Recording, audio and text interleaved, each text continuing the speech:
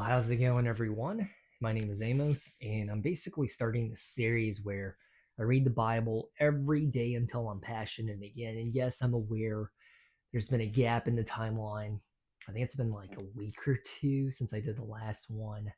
So, I'm trying to read the Bible every single day until I get passionate again in my faith because I know that discipline builds devotion, and then devotion brings passion. If I'm expecting to get passionate from an emotional event, that might last for like a day or two, but then it tends to dissipate. So hopefully this series gets it going again.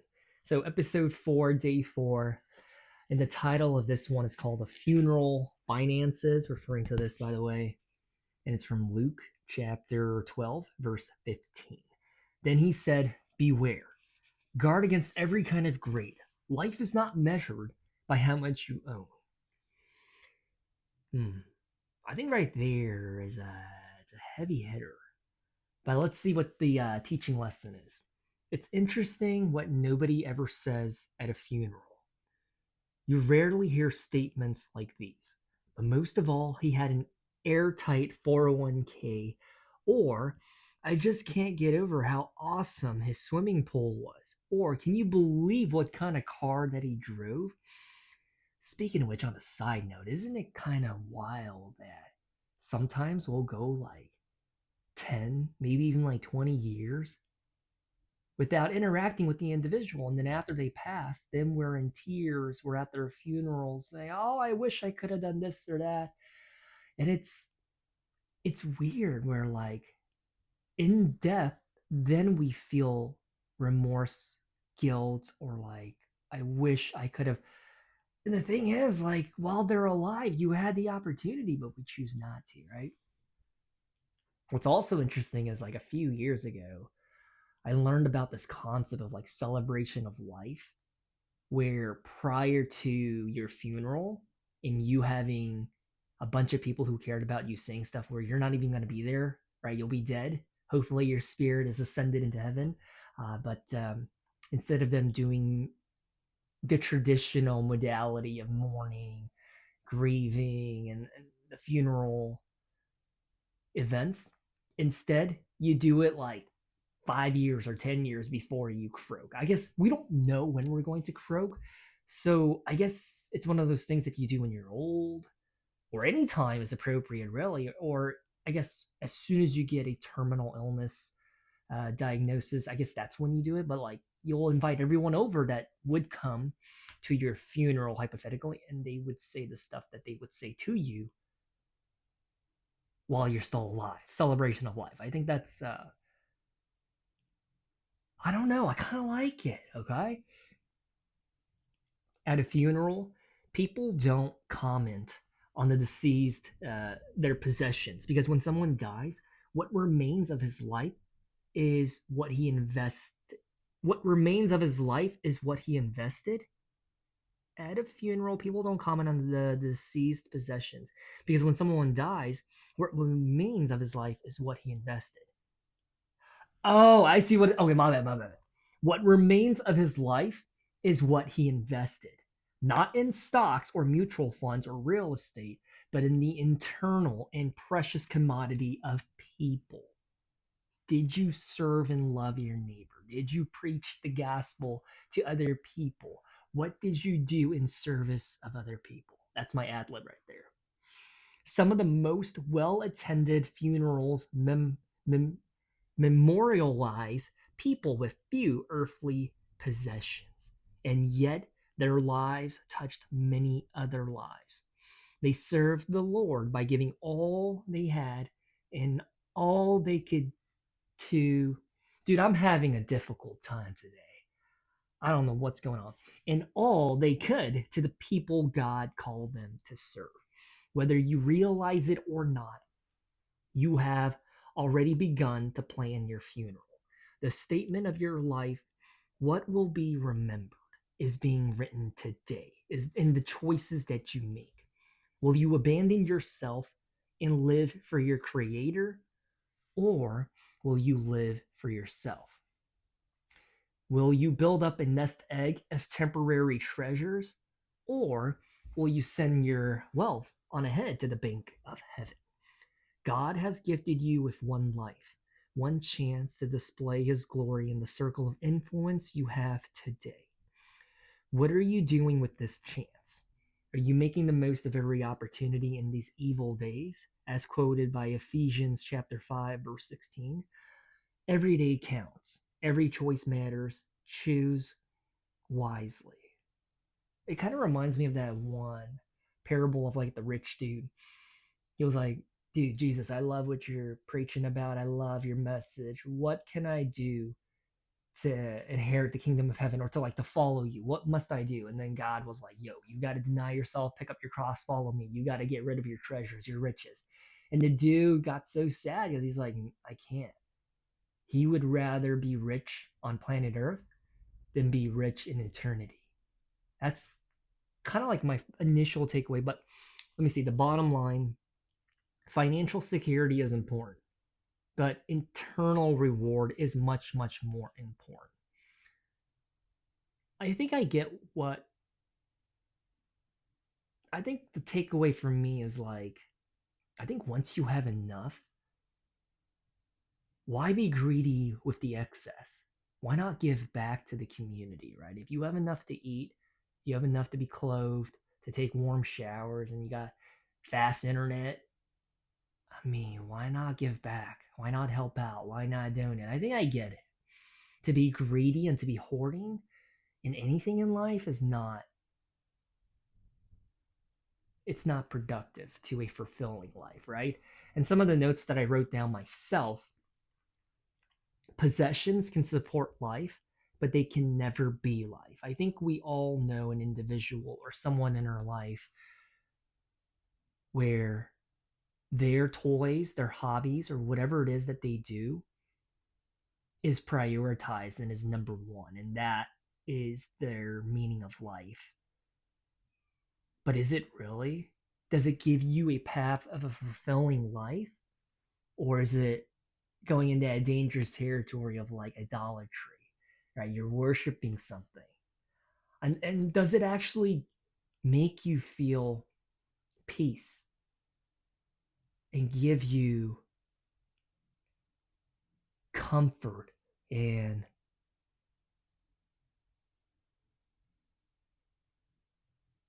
I guess the word I'm looking for is life. Does it give you life? Because for some of us, our possessions, dude, if like we lost our collection of like whatever it is in a house fire, you'd be wrecked, you'd be devastated. And for others, we operate with the mindset of like, it's fine. It was just a bunch of XYZ. At least uninjured and I'm healthy and I'm okay. At least I walked away, right? Like for other people, if the stuff that they have burns down or they lose it or someone steals it, like it's the end of the world, right? Because they prioritized and gave so much weight to that physical item. And for other people, we realize, like, dude, it's just an opportunity now for me to get another phone or to understand, like, in the grand scheme of things, it wasn't that big of a deal. I think it boils down to a matter of like perspective. And then the second thing I wrote is we can live a more um, fulfilling life by needing less. And I wrote down bullet points of like relationships, right? Some of us, we feel like we're not going to be enough until we have XYZ amounts of friends, or we're dating someone, or to be this in our community or that. It's like, even without any of that, you're still enough. And I think something that parallels is like the amount of followers that you might have, the traction that you have on social media. I feel like that's been the way it is for the past 20 years, right? Since like MySpace and YouTube or whatever. Some of us were so affected by how many people choose to follow us, engage with us, how much, like, did we get 10 comments or 100 comments, right? And I think the question you got to ask yourself is like, even if you are a social media person or if you're trying to advertise your business, I mean, who are you trying to impress? At the end of the day, like, you're fine, right? And I also wrote down by promotion or progression in career. Because some of us, like, we're so ambitious to the point where you can never be happy with where you are. Like, you're so focused on what's ahead of you that you never take a moment to just look behind and reflect on the progress that you made to get to where you are today. Like, you take all that for granted and you're only thinking about the next prize, the next title, the next promotion. And it's kind of a sad way to life because I think we're so much more than our job title. Because if your identity can be taken away, then it was never your identity to begin with. What I'm trying to say is true identity can never be lost or fired or delegated or, you know what I'm saying? Your true identity is, if you're a follower of Jesus, you're a child of God, and you know what your purpose and mission is in life, right? To love God, but also to love others, to pour forth God's love onto others so that way they can see Jesus, right? Because you might be the only Bible they see today. All of us have that purpose and that commonality that we share. So I think that's kind of beautiful. And I think it's kind of sad because, like, sometimes when you meet people, I mean, it happens to me frequently. I think they size you up. Sometimes it's just because of like small talk and it's fun. But other people, they genuinely size you up because they want to know, can they take advantage of you or are you of anyone of importance, right? They like, what do you do for work? That's like the first thing they ask you after getting to know your name. And it's kind of sad that as a society, especially in the Western side of the world, that that's our immediate default action. Like, who are you? Are you someone that's important? Do you have status? Do you have a title? Or are you a nobody? And it's kind of sad because, like, I feel like we're so much more than our job title. I feel like, I don't know, this might be a me thing, but like in a social setting, I feel like it's better if we ask, like, what gives you life? Like, what do you do for fun? What do you do on your days off? What are you really into these days? I feel like that would be more fun and a conversation rather than saying, like, oh, what's your name? Oh, okay. What do you do for work? And it's like, oh, I'm a butler. I'm a school bus driver. Well, I work at Chipotle. And it's like, oh, okay, you know what I'm saying? Just to dismiss someone because of their job title, I feel like is really superficial and kind of sad.